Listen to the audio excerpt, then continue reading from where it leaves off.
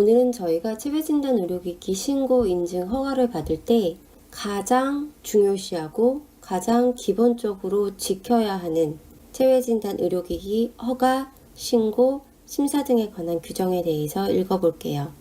2020년 5월 1일 체외진단 의료기기법이 제정이 되면서 같이 나온 법인데 최근 2020년 12월 9일에 개정됐어요.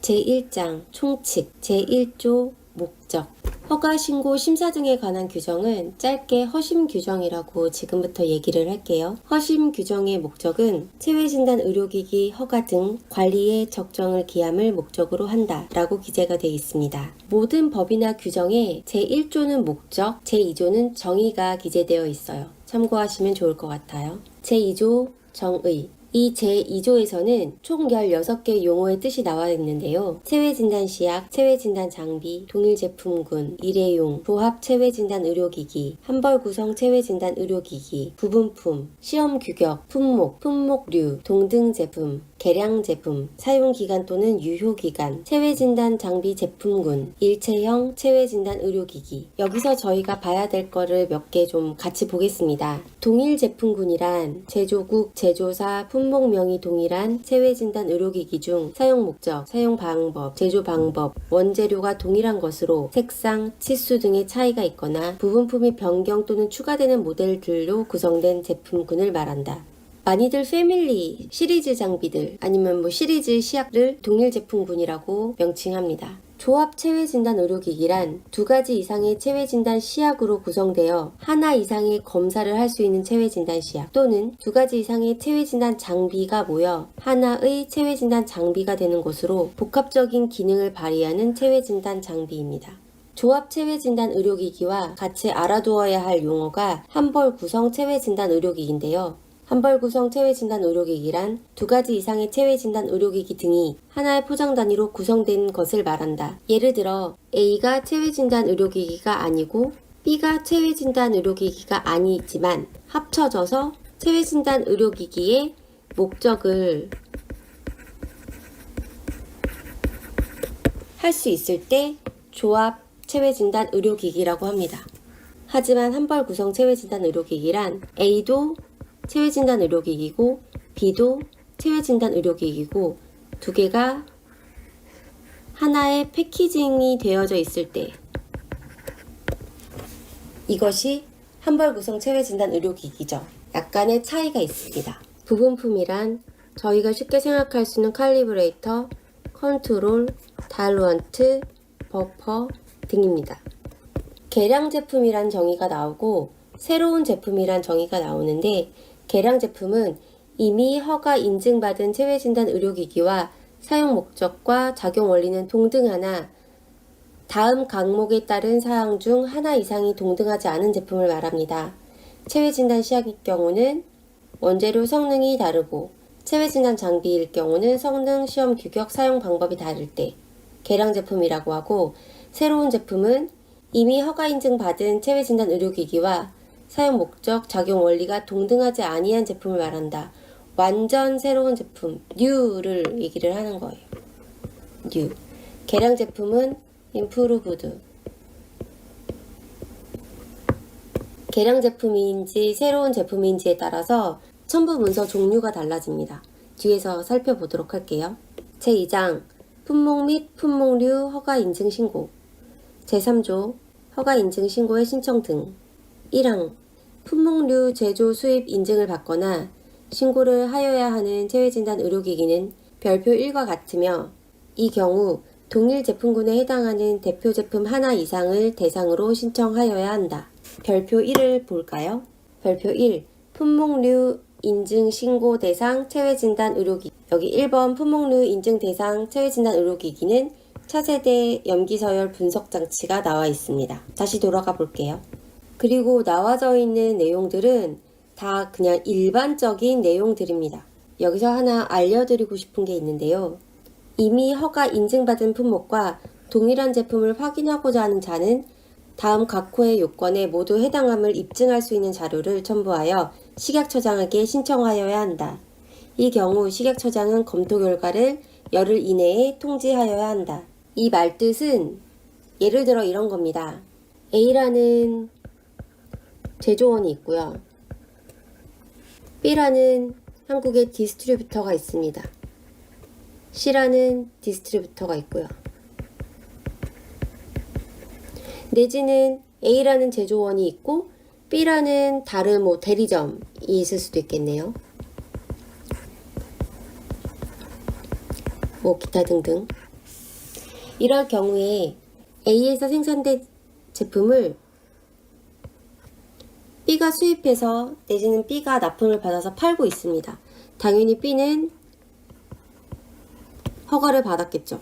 그런데 C도 후에 B가 팔고 있는 A의 제품을 그대로 수입해서 내지는 그대로 납품받아서 팔고 싶습니다. C도 허가를 받아야 돼요. 그럴 경우에 B랑 C 관계가 굉장히 좋고 마켓에서 비즈니스 매너가 잘 지켜지도록 비즈니스 어그리먼트를 맺은 경우에는 B가 받았던 허가 서류들 아니면 허가증을 C에게 넘겨주고 C는 이를 사용해서 허가를 신청할 수 있습니다. 결과는 열흘 만에 나올 수 있어요. 이때 사용되는 요건들이 여기서 말하는 각호의 요건입니다. 이미 허가 인증받은 체외진단 의료기기와 사용 목적, 작용 원리, 원재료, 성능, 시험 규격 및 사용 방법이 동일한 체외진단 의료기기임을 입증해야 되고요. 동일 제조소에서 제조된 체외진단 의료기기임을 입증해야 되고, 세 번째, 제조 의뢰자로부터 위탁받은 제조자가 제품을 설계, 개발, 생산하는 방식으로 제조한 체외진단 의료기기임을 입증해야 됩니다. 보통 이것은 허가증, 기술문서를 동일하게 써서 입증을 하게 되고요. 동일 제조소에서 제조된 체외진단 의료기기는 레터를 써서 입증을 하게 됩니다. 이것도 마찬가지 레터를 써서 이렇게 세 가지를 제출을 하면 열흘 만에 허가가 나오는 트랙이 있습니다. 동일 제품인 경우만 가능합니다. 제4조 제조 수입 신고의 처리 등 일반적인 내용이고 요거 하나는 조금 알고 있었으면 좋겠습니다. 체외진단 의료기기의 원재료 중 식약처가 허용하지 않는 원재료가 두 가지가 있습니다. 그 이유는 안전성, 유효성 문제가 우려되는 원재료인데요. 수은, 성면 이 두 가지를 사용해서 제조된 제품은 우리나라에서 체외진단 의료기기로 허가를 받을 수가 없습니다. 제6조 제조 수입허가 인증신청서 및 신고서의 작성 등 1항 체외진단 의료기기 제조 수입 허가 인증 신청서 또는 신청서의 각 항목은 제7조로부터 제18조까지의 규정에 따라 기재하여야 하며 해당 내용은 첨부 서류 등을 근거로 적합하게 작성되어야 한다. 첨부 서류에 나와 있는 내용 기반으로 작성해야 된다는 얘기입니다. 2항 수출만을 목적으로 하는 체외진단 의료기기의 경우에는 비고란에 수출용의 하남이라는 표시를 하여야 한다. 중고체외진단 의료기기는 중고체외진단 의료기기라는 표시를 해야 되고 동등 제품인 경우는 동등 제품 가로 열고 동등 비교 제품의 허가번호라는 표기를 하여야 한다. 동일 제품 체외진단 의료기기의 경우는 동일 제품 가로 열고 동일 제품의 허가 인증번호를 써야 합니다. 제3장 허가 인증신청서 및 신고서 항목 기재 세부사항 등 제7조 명칭 1항 체외진단 의료기기의 명칭은 다음 각호의 어느 하나에 따라 기재하여야 한다.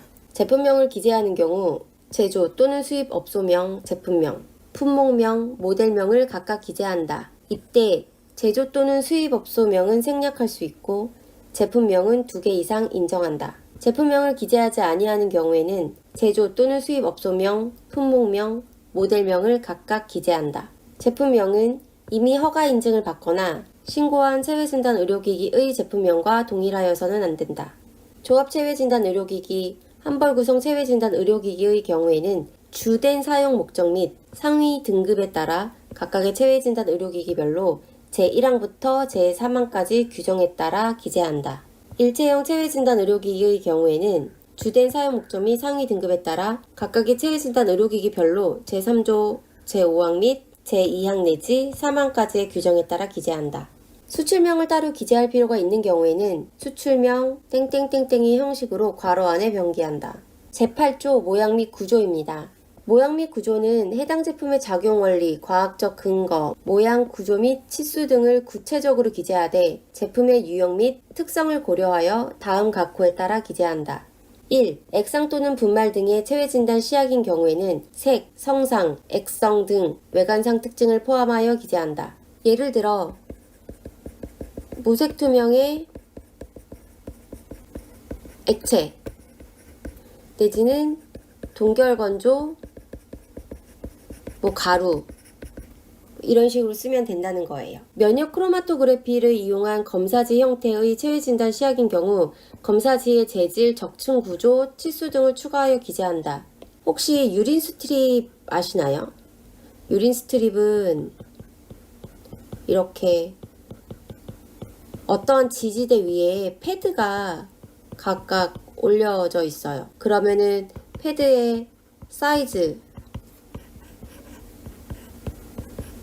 적고 패드의 재질 3M 페이퍼라든가 그 다음에 이 지지대 폴리에스테르라든가 폴리틸렌, 폴리프로필렌 등등등 이런 거를 다 적어줘야 된다는 겁니다. 3. 체외진단 장비의 경우에는 모양, 구조, 중량, 치수 및 각 부분의 기능, 전기적 전격, 전기 충격에 대한 보호 형식 및 보호 정도, 안전장치, 작동 개통도, 작용 원리, 전기 기계적 안전성을 검증할 수 있는 절연부의 전기 회로도 또는 전기 절연도, 소프트웨어의 구조 및 구조 기능 등이 기재되어야 합니다. 소프트웨어가 단독으로 사용되는 경우에는 다음 각목에 해당하는 내용을 기재합니다. 모양, 구조 및 각 부분의 기능, 그 다음에 소프트웨어의 구조 및 주요 기능. 재구조, 원재료. 체외진단 시약의 경우에는 다음 각목에 따라 기재한다.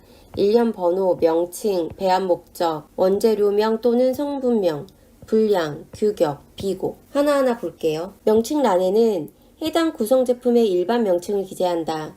키트 또는 세트로 되어 있는 경우에는 구성된 체외진단 시약별로 구분하여 기재하며 2세트 이상 함께 사용되어 하나의 사용 목적을 달성하는 경우에는 세트별로 구분하여 기재한다. 체외진단 시약의 부분품은 과목의 표에 따라 별도로 구분해서 기재한다. 배합 목적과 원재료명 또는 성분명란에는 체외진단 시약의 특성에 맞게 배합하려는 목적과 각 원재료의 일반명 또는 화학명을 각각 기재한다. 이 배합하는 목적은 버퍼라든가 아니면은 프리저베이티브, 보존제라든가 계면활성제 아니면 용매 등등을 기재하면 됩니다. 그리고 여기 나와 있는 일반명 또는 화학명은 각 제조소에서 쓰고 있는 CK80, MP617과 같이 그 누구도 모르는 단어가 아닌 NaCl2, H2O, DW 아니면 되게 루틴한 버퍼 이런 식으로 써준다든가 아니면 아예 화학명으로 소듐 클로라이드 이런 식으로 풀어서 누구든 알 수 있게 써달라는 거예요. 제조원반의 스페시픽한 그런 관리 용어가 아닌 알 수 있는 용어를 쓰라는 말입니다.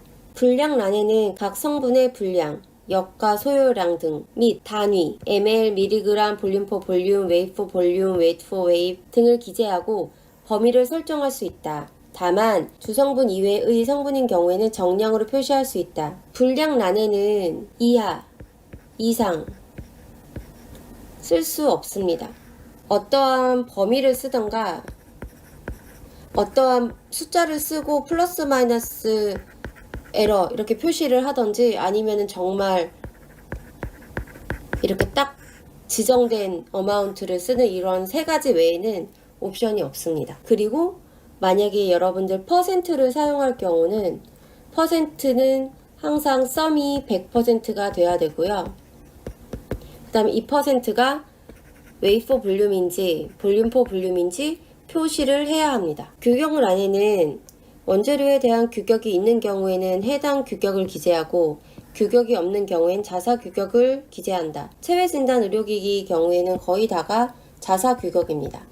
인하우스라고 기재하면 됩니다. 비고란에는 각 구성 체외진단 시약의 수량을 기재한다. 모든 패키지 유닛을 기재하는 게 아니라 가장 최소 단위의 패키지 유닛을 기재하면 되고 우리가 뒤에 보겠지만 포장 단위는 제조원의 포장 단위에 따른다. 자사 포장 단위에 따른다.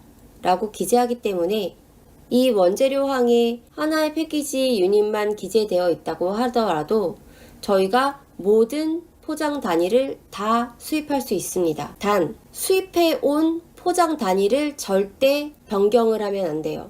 그러면 제조가 됩니다. 만약에 우리가 1리터짜리 6개를 갖고 왔는데 이거를 하나하나 나눠 팔고 싶다. 그러면 포장을 뜯고 하나하나 나눠서 다 새로 패키징을 해야 되는 거잖아요. 그렇게 해서 포장 단위를 뜯게 되면 유효기간, 성능 다 변경이 될 수 있는 거예요. 그리고 그런 행위는 제조만 허용이 됩니다. 꼭 유의하세요. 체외진단 장비의 경우에는 다음 항목에 따라 기재한다. 원재료는 다음 표에 따라 기재한다.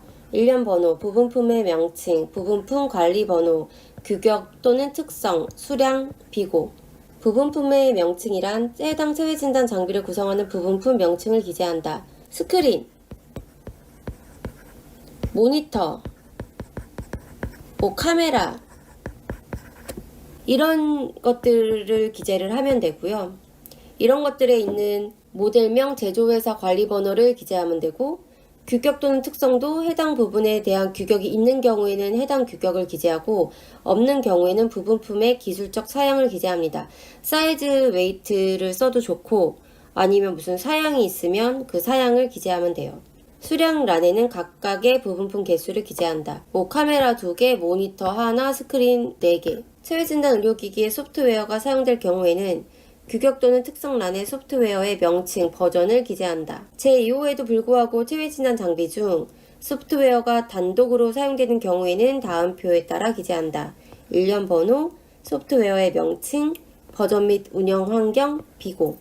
제10조 제조 방법, 제조원의 제조 방법에 따른다라고 기재한다. 다만 멸균하여 제조하는 체외진단 의료기기 또는 제2조 제6호에 해당하는 경우에는 별표 2의 멸균 방법 또는 이와 동등 이상 규격의 멸균 방법을 기재한다. 별표 2를 볼까요? 별표 2. 멸균 체외진단 의료기기의 멸균 방법. 방사선 멸균, 산화 에틸렌 멸균, 습열 멸균, 무균 처리, 기타 멸균에서 각각의 기준이 나와 있습니다.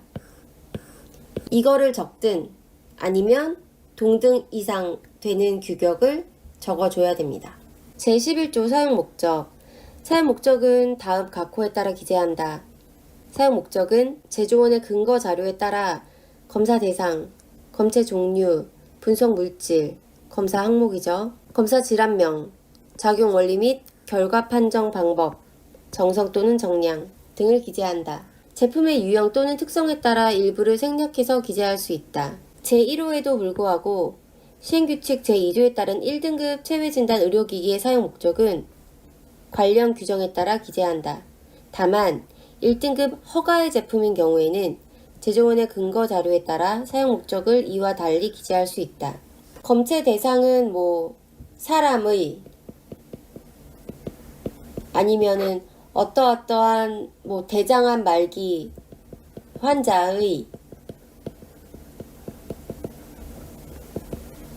이런 식의 검사 대상이 들어가는 거고요. 검체 종류는 혈청이나 혈장 아니면 내척수액 아니면 소변을 얘기를 하는 겁니다. 분석 물질은 말 그대로 타겟이에요. 타겟.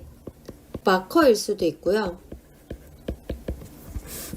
그다음에 검사 질환명은 말 그대로 이 키트로 진단할 수 있는 질환, 디지즈, 어떠한 현상 적으시면 되고 작용 원리 및 결과 판정 방법, 정성 또는 정량, 반정량, 제12조 성능, 체외진단 시약의 성능을 기재한다. 하나의 체외진단 시약이 2개 이상의 성능을 갖는 경우에는 각각의 성능을 모두 기재한다. 보통의 체외진단 시약은 2개 이상의 성능을 가져요. 이 성능은 저희가 흔히 얘기하는 민감도, 아니면 특이도, 아니면 정밀도 등등을 말을 하는 거거든요. 체외진단 장비의 성능은 해당 제품이 표방하는 제품의 전기 기계적 특성, 소프트웨어 특성을 추가하여 기재한다. 제1항 및 제2항 규정에도 불구하고 1등급 체외진단 의료기기 중 제품의 특성상 성능을 표방할 수 없는 경우에는 기재하지 아니할 수 있다.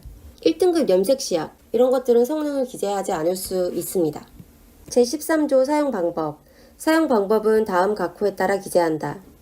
체외진단 시약인 경우는 검체 준비 및 저장 방법, 검사 전 준비 사항, 검사 과정, 결과 판정 및 정도 관리 등을 포함되도록 사용 방법을 기재한다. 다만 사용된 시약의 양은 성능이 확인될 수 있는 구체적 분량을 기재한다. 체외진단 장비의 경우 사용 전 준비 사항, 조작 방법, 사용 후의 보관 및 관리 방법을 상세히 기재한다. 다만 체외진단 장비 중 소프트웨어가 단독으로 사용되는 경우에는 사용 전의 준비 사항과 사용 후의 보관 및 관리 방법에 대한 기재는 생략할 수 있다. 전문가가 아닌 일반 소비자가 직접 사용하는 체외진단 의료기기의 경우에는 자가 사용에 불편하지 않도록 알기 쉬운 용어로 기재하여야 한다. 다른 체외진단 의료기기와 같이 사용할 경우 해당 제품에 대한 정보, 제조원, 모델명, 허가번호 등을 기재하여야 한다. 보통 허가번호만 적습니다. 사용 전 멸균을 하여야 하는 경우에는 별표 2, 아까 봤죠? 별표 2에 따라 식약처장이 인정하는 멸균 방법을 정확히 기재한다. 제14조 사용시 주의사항 사용시 주의사항은 다음 각호에 따라 기재한다. 1번 사용시 주의사항은 해당 체외진단 의료기기가 안전하고 합리적으로 사용될 수 있도록 필요한 최신의 안전성 관련 사항을 모두 기재하여야 한다. 이 경우 의학 용어사전 등을 참고하여 이해하기 쉽도록 작성하여야 한다. 2. 다음 각목에 따른 순서와 요령에 따라 기재한다. 체외진단용으로 사용해야 함을 기재한다. 체외진단 의료기기의 특성을 고려한 취급 대상 전문가 또는 일반 소비자 등에 대한 주의사항을 기재한다. 일회용, 재사용에 대한 사항, 제품 취급 및 보관상의 주의, 결과 판정상의 주의 및 제품 폐기 시 주의사항에 관한 내용, 일반적인 실험실 안전 및 생물학적 위험물질 취급 시 안전 등에 관한 주의사항, 일반적 주의, 체외진단 의료기기로 인한 중대한 사고를 방지하기 위하여 사용 중 주의사항을 기재하고 필요한 경우는 사고 발생 시 처리 방법 등도 기재한다. 적용상의 주의사항, 사용 방법 등에 따른 필요한 주의를 기재한다. 다른 체외진단 의료기기와 결합하여 사용하는 경우에는 조합에 관한 정보를 기재한다. 이 밖에 안전사고 예방에 필요한 사항이 있는 경우에는 관련 주의사항을 기재한다. 체외진단용으로 사용해야 함을 제외하면 그렇게 특별한 사항은 아닙니다. 제15조 포장단위 포장단위는 제조업자 또는 제조원이 정하는 최소 포장단위로서 제조 체외진단 의료기기의 경우에는 자사 포장단위로 수입 체외진단 의료기기의 경우에는 제조원 포장단위로 기재할 수 있다. 제16조 저장 방법 및 사용기간 저장 방법은 체외진단 의료기기의 특성을 고려해서 안정성이 보장될 수 있도록 구체적인 보관 조건, 온도 등과 유의사항 등을 병기하여야 한다. 체외진단 장비 중 소프트웨어가 단독으로 사용되는 경우에는 이를 생략할 수 있다. 이것 또한 마찬가지입니다.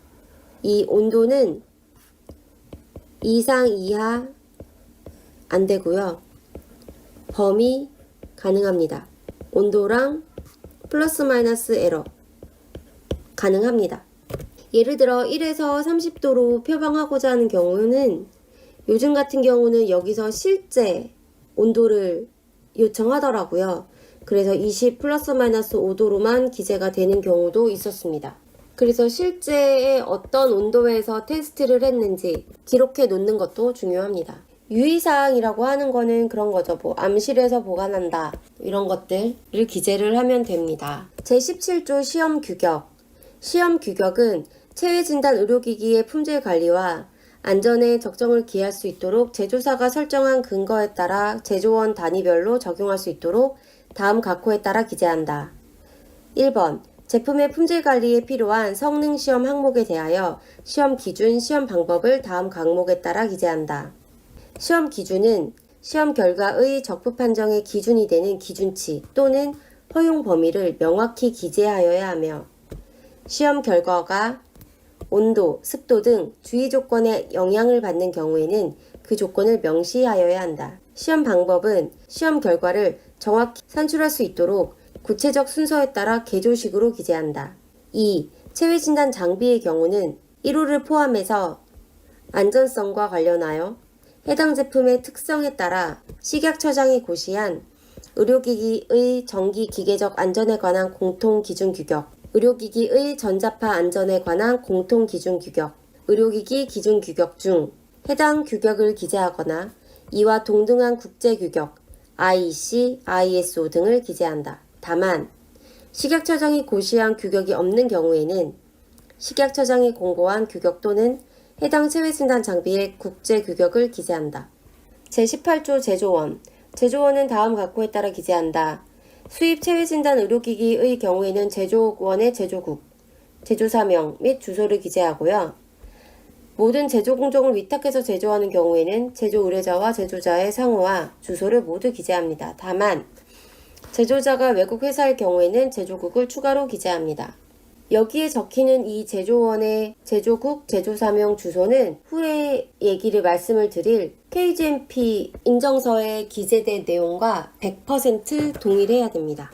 제19조 체외진단 의료기기의 허가 인증 신고의 변경 허가 등 1번 제조 또는 수입 허가 인증을 받거나 신고한 제품의 허가 인증 신고된 항목 중 변경이 있는 경우에는 변경 허가 인증을 받거나 변경 신고를 하여야 한다. 다만 작용원리의 변경으로 인한 사용 목적의 변경이 필요한 경우에는 신규로 허가 인증을 받거나 신고를 하여야 한다. 별표 3 및 별표 4에 따라 안전성이나 유효성에 영향을 미치는 변경이 있는 경우에는 그 변경을 증명하는 서류를 제출하여 변경 허가 인증을 받거나 변경 신고를 하여야 한다. 한국에서는 식약처에 허가 인증 신고를 받고 난 후에 어떠한 변경이 있는 경우에는 무조건 변경 신고를 해야 돼요. 뒤에서 보겠지만 경미한 변경, 안전성이나 유효성에 영향을 미치지 않는 아주 미미한 변경인 경우에는 이면 기재가 가능하지만 그렇지 않은 경우에는 여기 나와 있듯이 그 자료를 접수해서 변경 신고를 해야 됩니다. 만약에 사용 목적이 바뀐 경우에는 이거는 아예 신규로 신고를 해야 된다고 기재되어 있습니다. 별표 3, 별표 4를 한번 볼게요. 이게 별표 3입니다. 변경 판단 흐름도. 이게 별표 4. 체외진단 의료기기의 중대한 변경. 이 말뜻은 뭐냐면 여기에 기재되어 있는 변경은 아주 중요한 체외진단 의료기기의 성능, 안전성, 유효성에 영향을 미치는 변경이기 때문에 무조건 증빙 문서를 첨부해서 변경을 해야 한다는 거고요. 여기에 적혀있지 않은 변경들은 경미한 변경으로 처리해도 된다는 얘기입니다. 별표 3부터 볼게요. 예를 들어 수출 전용 제품인가? 그랬을 때 아니요 하면 체외진단 시약 또는 장비인가? 네. 1등급 신고 제품인가? 아니요. 1등급 허가나 2등급 인증 허가 또는 3등급 제품인가? 예. 흐름도 2. 그러면 흐름도 1을 지나 흐름도 2로 가면 되겠죠? 제조소 소재질의 변경 또는 추가하는가? 아니요. 양도양수에 따른 변경인가? 아니요. 중대한 변경인가? 네. 일 경우에는 변경 허가 인증을 받아야 되고요. 중대한 변경 대상인가? 아니요. 그렇다면 체외진단 장비 제품군의 정의 및 허용 기준을 만족하는가? 아니요. 그럼 경미한 변경으로 즉시 보고 가고요. 여기서 예로 가면 변경 허가 인증 받아야 된다는 겁니다. 이런 식으로 플로우를 따라서 저희가 어떤 트랙을 가야 되는지 알 수 있습니다. 그리고 아까 보았던 별표 4 체외진단 의료기기의 중대한 변경은 누가 봐도 이거는 제품의 안전성과 유효성에 영향을 미치겠구나 생각되는 변경이에요. 몇 개만 예시로 볼게요. 체외진단 의료기기 자체가 변경된 것, 모양 및 구조가 변경된 것이라고 하면은 부분품 변경이 되거나 추가된 것, 성능에 영향을 미치는 모양 및 구조가 변경되거나 안정성에 영향을 주는 구성의 변경, 작용원리 변경, 형상회로 절연 전기회로 통신 모듈 변경 이런 것들. 원재료는 주성분이 변경되거나 보조성분인데 성능에 영향을 주는 보조성분이 변경되거나 체외진단 장비의 소프트웨어 버전 알고리즘 개발 환경 개발 언어 등이 변경되거나 광원 감지부가 변경이 되거나 이런 경우 사용 목적은 당연히 변경 추가되면 변경을 해야 되고 삭제는 제외 대상입니다. 만약에 저장 방법 및 사용 기간에서 보관 조건 변경 및 사용 기간 또는 유효 기간이 연장되거나 아니면 체외진단 장비 작동 조건이 변경되거나 시험 규격에서 시험 규격항이 변경되거나 아니면 등급에서 4등급 체외진단 시약에 체외진단 장비 제품군 변경 또는 추가되거나 이런 변경 등등은 중대한 변경으로 무조건 변경 허가, 변경 인증을 받아야 합니다. 그 다음에 이 밑에 있는 내용들은 그냥 지나가도 되는 변경들이고요. 제20조 시험검사의 신청. 식약처장이 지정한 시험검사기관에 체외진단 의료기기 시험검사를 신청하고자 하는 자는 시험검사기관의 별지 제3호서식의 신청서와 다음 각호의 자료를 첨부하여 시험용 체외진단 의료기기와 함께 제출하여야 한다. 이렇게 나와 있는데요. 현재 2020년 12월 27일 날짜 기준으로 국내에서 체외진단 의료기기의 시험 검사를 할 수 있는 시험원은 없습니다. 제가 알고 있기로는요. 그 이유는 체외진단 의료기기의 특성상 장비별로, 시약별로 굉장한 스페셜리스트가 구동을 해야 되기 때문에 가능한 인력을 다 하나의 시험원에서 인력을 구비한다는 말이 좀 그렇긴 하지만 다 커버를 할 수가 없대요.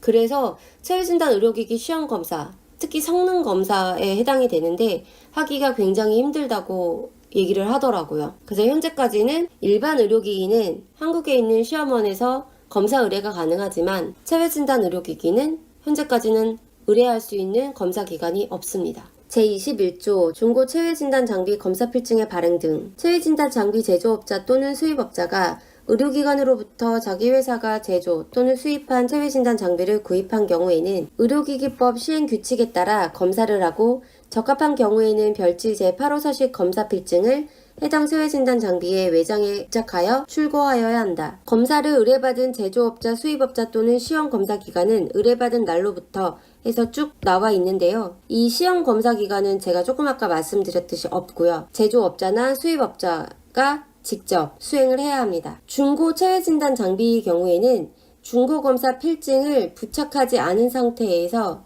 거래를 한다든가 출고를 하면 이건 불법입니다. 그러니까 꼭 유의하셔야 합니다. 여기까지 3장에 대해서 알아봤는데요. 어떠신가요? 조금 어렵기도 하고 뭐 그 부분 정도는 알고 있었어 라고 생각을 할 수도 있을 것 같아요. 그런데 허심 규정에 굉장히 기본적인 뼈대만 나와 있다고 생각을 하시면 될 것 같아요. 이 뼈대에 살을 붙인 게 허심 규정에 대한 해설서고 거기에 여러 케이스들이 덧붙여져서 이제 어떠한 경력으로 되고 어떠한 노하우로 발전을 할 수 있는 것 같습니다. 그럼 조금 더 힘을 내서 제4장 같이 한번 볼게요.